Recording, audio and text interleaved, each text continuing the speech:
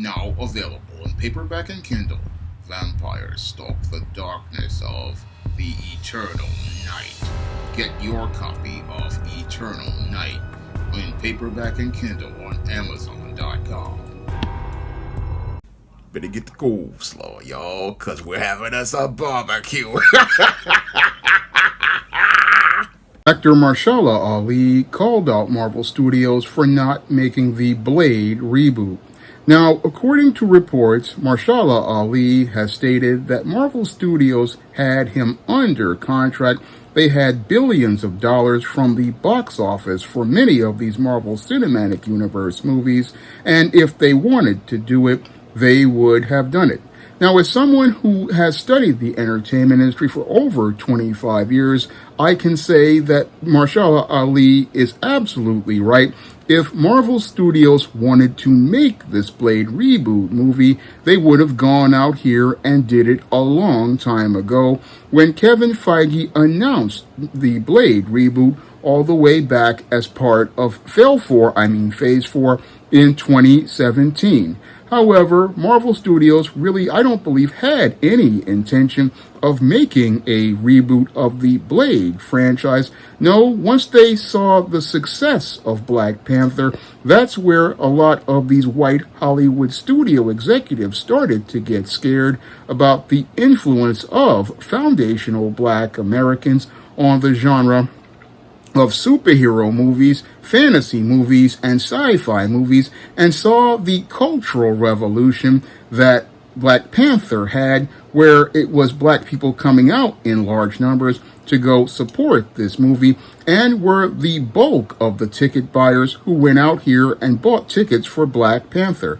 And once they saw how culturally influential the Black Panther movie was on foundational Black Americans, that's where I believe Kevin Feige and many of the executives at Marvel Studios and Disney started to shake in their boots. And as they started to shake in their boots, that's when they started dragging their feet as related to the Blade movie that they announced. Now, when it comes down to Blade is not a hard movie to make in any way, shape, or form, because Wesley Snipes back in 1996 or so was able to use his A-list status to go out here and get Blade greenlit, even though he originally wanted to play Black Panther, ironically. And after getting the approval of the studios, he was able to go out here and get the original Blade movie made for just $45 million. And again, he basically made the original Blade on a mid-budget, and as he made this movie on a mid-budget, that film went on to gross $70 million in the United States, and then went on to gross over $130 million globally, and became the first cultural phenomenon as related to Black superheroes going mainstream, and also was such an influential film that it basically revived the dead superhero movie genre, which basically fell completely apart the year before with 1997's Batman and Robin, and it was Blade that basically brought the entire superhero movie genre back. And after bringing the superhero movie genre back, Blade opened the door for 2000's X-Men, and I dare to say 1999's The Matrix, 2002's Spider-Man, 2003's Hulk, 2003's Daredevil, even 2004's Catwoman box office failure, and even the entire Marvel Cinematic Universe. We wouldn't have any of these superhero movies if it wasn't for Blade, and basically Marvel Studios going out here and saying they couldn't make this film is just a lot of bullshit as I see it. And I see it as complete bullshit because, again, Marvel Studios has been able to go out here and get a lot of films basically greenlit as related to Phase 4, Phase 4, Phase 5, Phase 5, and Phase 6, Phase 6, and they're able to go out here and get scripts together for movies like their new Ryan Gosling Ghost Rider, and they're also looking to plan an entire Midnight Suns franchise as related to their Fail 7 after the reboot of the Marvel Cinematic Universe. And you're telling me with all this infrastructure in place, you couldn't get a script together for a Blade movie, and that's where I gotta call complete bullshit on that statement. Because when it comes down to vampire movies, again, when it came down to the original Blade, that budget in and of itself was basically high at $45 million, and the studio back then, New Line Cinema, only gave Wesley that budget because of his A-list star power. But when it comes down to vampire movies have always been made on a small budget, and basically smaller studios like Hammer Studios were able to go out here and crank out a bunch of these movies with guys like the late Peter Cushing and the guy who played Dracula. I can't remember his name. I mean, they were basically cranking these movies out in England for under $1 million. And when it came down to other studios, they've been able to go out here and make vampire movies for an extremely small budget of basically maybe $3, $4, $5 million in the 80s. I mean, when it comes down to the vampire genre, it's basically very easy to make these movies at a small budget and pull a profit. And studios have been using this vampire genre to go out here and make money for years. And Marvel Studios is sitting there telling you, oh, we've got billions of dollars, but we can't go out here and make a Blade movie. And I don't really believe that at all. Nope, don't believe that at all as related to things. No, what I believe happened as related to these Marvel Studio executives like Kevin Feige is, again, they basically got spooked when they saw the success of Black Panther, because their original plans were basically to go out here and make this Black Panther movie passively and then put it out in February during Black History Month, because February basically is a month in the entertainment business where the studios go out here and dump movies to die. That's what a lot of people don't know. February is a month that the studios go out here, the period of anywhere from, I would say, late December to February is usually a place where they dump movies to die. And what shocked them is that this Black Panther movie turned out to be a huge success in one of the worst periods for films, showing the entire world that there was a hungry audience ready to go out here and buy up tickets to see Black characters in fantasy roles and superhero roles. There's been an audience that's been rabid and hungry. Unfortunately, Marvel Studios don't want to go out here and look to capitalize on that audience. And I dare to say all the studios don't want to capitalize on that audience, because they see that if with all these Black characters again becoming front and center, it basically makes it where they can't push the idea of white supremacy in their films, where they want you to see a white character in a fantasy and imagine a world full of white people being the ones that have all the power. That's what they want you to see, is a white person having all the power. And the whole idea of seeing an image of a Black person having that power, that's the thing that upsets and scares them. And that's why they basically drag their feet, even though they had gone out here and spent all this money ahead. Because another thing that I know as somebody who has studied the entertainment industry for over 25 years is that once a studio goes out here and announces a film and allocates that money, they look to go out here and look to find a way to get that money spent on that project, because if you've already gone out here and earmarked the money to pay Marshala Ali, you've already gotten him to sign the contract for the role. Again, and you've gone out here and put the money on the table. The studio will go to all sorts of lengths to go out here and make sure that that film gets made, similar to what they did with Catwoman in 1994. Now, back in 1994, after the success of Batman Returns, Warner Brothers wanted to make a Catwoman movie with Michelle Pfeiffer.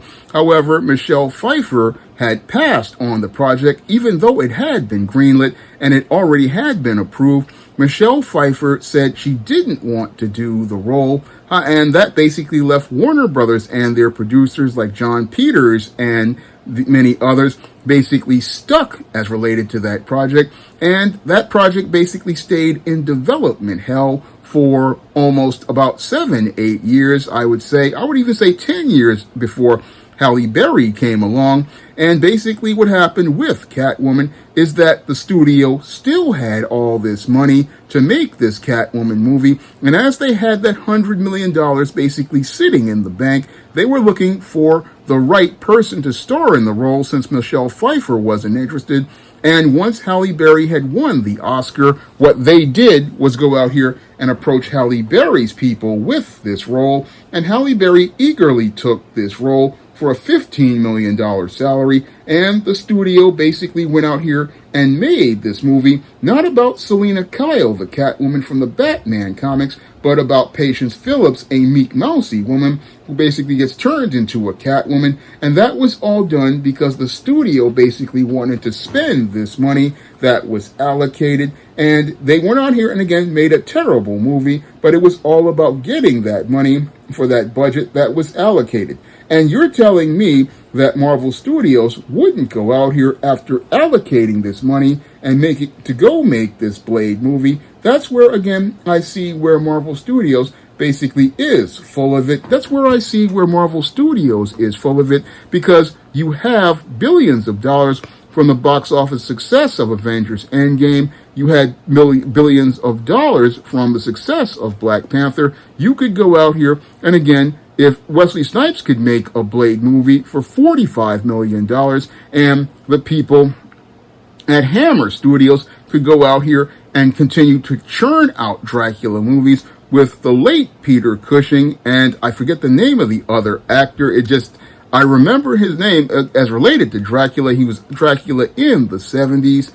He played Count Dooku in Star Wars, but when it came down to the Hammer Studios, again, they were churning these movies out almost every couple of years for under maybe $1 million to $2 million. Don't quote me on that, but they were able to make those movies for an extremely low budget, and even a writer like myself could have put together a script, because that's what they were saying. Oh, we were having problems making a script, which I call BS on that. Again, if Wesley could get a script together, why couldn't Marvel Studios get a script together? Now, the scripts that they say they wanted to put together, one of them featured Blade passing the torch on to his daughter. Another one was set in the 1920s, which made no sense to me. I mean, I just find it odd that Marvel Studios, with all of their so-called talented writers, couldn't get a script together for a simple vampire movie when an author like myself, who's working out of his bedroom, can go out here and back in 2019 and put together a novel like Eternal Night, an entire vampire story that is set in the SJS Direct universe and builds on the lore of vampires in the SJS Direct universe.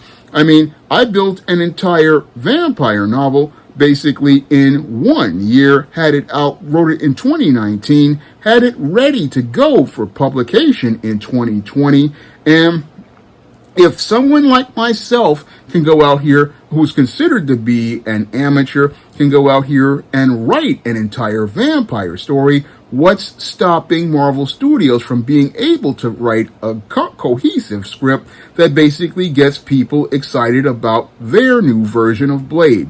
Critical question I have to ask the executives at Marvel Studios, because if I can go out here and craft an entire story like Eternal Night, which basically shows you how vampire and vampire lore have their foundations in the SJS Direct universe, create a compelling heroine in Lilith Graves, and give you a lot of depth and complexity as related to her journeys as a vampire, why can't Marvel Studios take one of their D-list characters who basically was at the bottom of the world and turn him back into the A-list character that Wesley Snipes turned him into his adaptation of Blade?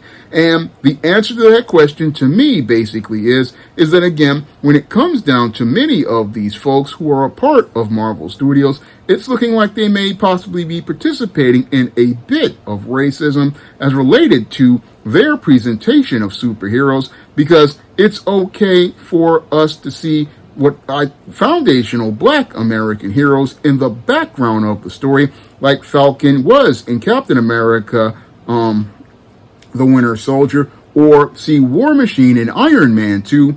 But the minute we want to see these characters start to get development, that's where we start to see a little bit, I believe, of the racism coming out. This is where we start to see passive-aggressive things done, like the crippling of Jim Rhodes, who was War Machine in Captain America Civil War, to end the second act of that movie. This is where we also see his further emasculation, again, by saying that he was the one replaced by the Skrull.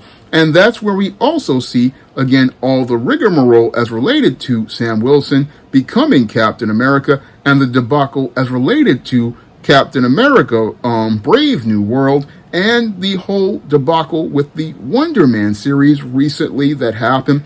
I mean, basically, when it comes down to the two black characters like Monica Rambeau, who is whereabouts unknown at this point, basically, it's looking like Marvel Studios has a bit of an issue, and I dare to say Hollywood has a bit of an issue as related to black fantasy characters, because when it comes to black fantasy, as someone who has gone out here and written multiple fantasy novels, I know it's not that hard to go out here and craft a fantasy story that centers around black characters, because I've done it with The Temptation of John Haynes. I've done it with The Man Who Rules the World. I've done it with the ISIS series. I've done it with the Esteem series. I've done it with Eternal Night. I know it ain't that hard to make a vampire story, because I've done it about 5 times. I did it with ISIS Night of the Vampires, ISIS Bride of Dracula, ISIS Escape from Transylvania, Esteem Horror in the Hamptons, and Eternal Night. I mean, it's not that hard to do vampire stories, but Marvel wants us to believe that with all the resources that they have, there was no way for them to do it, but I know they could have done it, but they just didn't want to do it. Again, there's a difference between can't and won't do it, and I believe that Marvel Studios just won't do it, and they won't do it because they see the influence of black fantasy on the imaginations of black people, and that's the thing that has all these white executives spooked, the same way Warner Brothers executives were spooked when Static Shock became the #1 show in 2000 to 2004.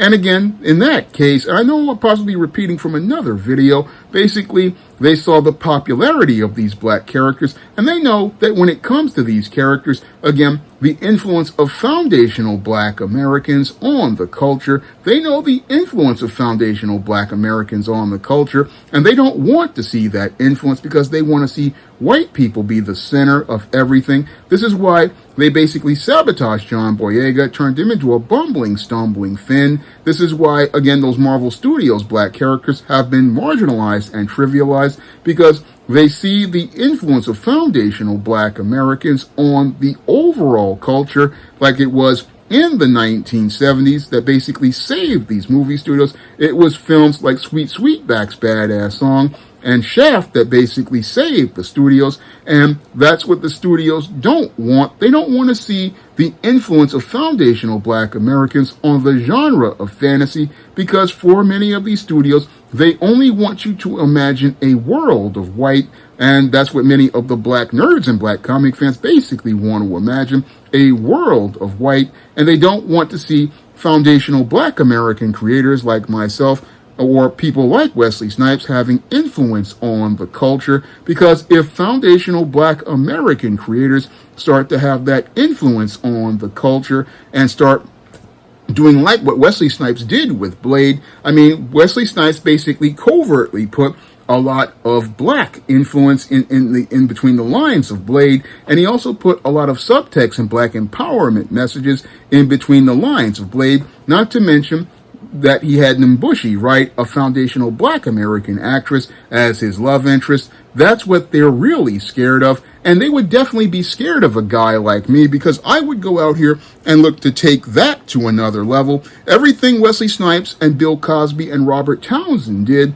I would take even on a higher level.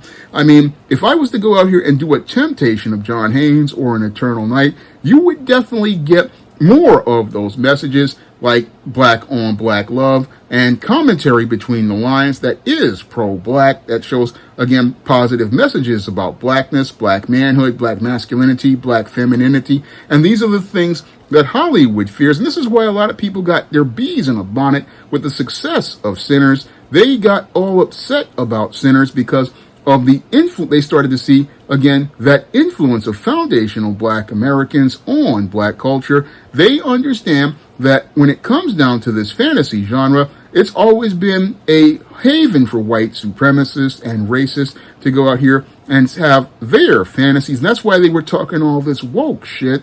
They were talking all this woke shit because they know that foundational black Americans had tremendous influence on the culture, and they know that when it comes down to American culture, whether it be music, whether it be art, whether it be literature, foundational black Americans are the ones who basically just shape this culture, and that's the thing that has all these executives terrified at this point.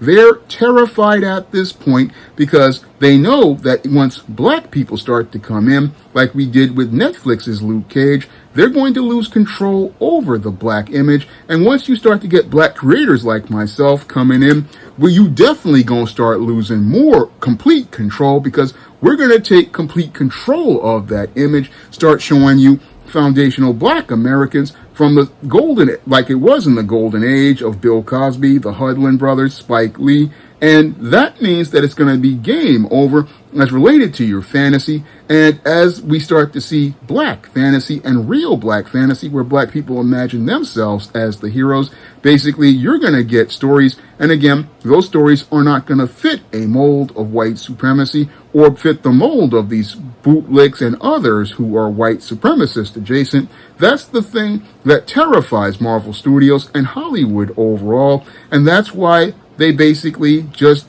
didn't want to make this Blade movie. And I say didn't want to make this Blade movie because, again, making this type of movie is very easy. I mean, basically, again, if Hammer Horror can go out here and make this movie, New Line Cinema made these movies for many years, like Fright Night, again, made these movies for next to nothing as related to budget, with no-name actors, and basically made these movies and had no problem making them. And for them to say they couldn't get this Blade movie made, again, with all the green lighting and, again, the process. I mean, again, as somebody who knows the entertainment industry, I know how hard it is to get a green light. And this film basically was greenlit and the money was already there, just like it was in the case of Halle Berry's Catwoman. And you're telling me you couldn't get this movie made, and that's where I gotta call bullshit on Marvel Studios, and I gotta say Marshala Ali is on point for calling them out, because if they wanted to make this movie would have already been made as part of Phase 4. Now, my vampire stories are available in paperback and Kindle format on Amazon.com, and you can pick up all the stories of the ISIS series vampire saga, such as ISIS Night of the Vampires, ISIS Bride of Dracula, ISIS Escape from Transylvania, and Esteem Horror in the Hamptons, along with my vampire novel Eternal Night. All those books are available in paperback and Kindle format on Amazon.com, and they're also available at other online booksellers like Barnes & Noble, Google Play, Draft the Digital, and big box retailers like Walmart and Target. And if you want to see me make more videos taking Hollywood studios like Marvel Studios to the barbecue, you can drop a donation to the Patreon, the PayPal, or the Cash App by clicking the links in the description box. That's all I have to say for this video. You can comment, rate, and subscribe. Now available in paperback at e-readers, ISIS Dark Incubus. The goddess next door gets enthralled in a romantic entanglement with an evil incubus in this all-new ISIS series adventure. Get your copy of ISIS Dark Incubus in paperback and e-readers today. Now available in paperback and e-readers, John Haynes, An Offer He Can't Refuse. The man who rules the world gets a job offer he can't refuse in this action-packed all-new John Haynes series adventure. Get your copy of John Haynes' An Offer He Can't Refuse at Amazon.com and other online booksellers. Now available in paperback and e-readers, ISIS Runway of Doom. The goddess next door struts her stuff on the catwalk to take on a runway of rogues in this action-packed all-new ISIS series adventure. Get your copy of ISIS Runway of Doom at Amazon.com and online booksellers everywhere. Now available in paperback and Kindle Unlimited. Esteem a New Woman. The devilish diva starts on the road to becoming a new creature in Christ in this all-new Esteem series adventure. Get your copy of Esteem a New Woman at Amazon.com in paperback and Kindle Unlimited today. Support Black-owned and Black-operated digital broadcast media. www.niceradionetwork.com. Nice Radio Network broadcasting 24 hours a day, 7 days a week.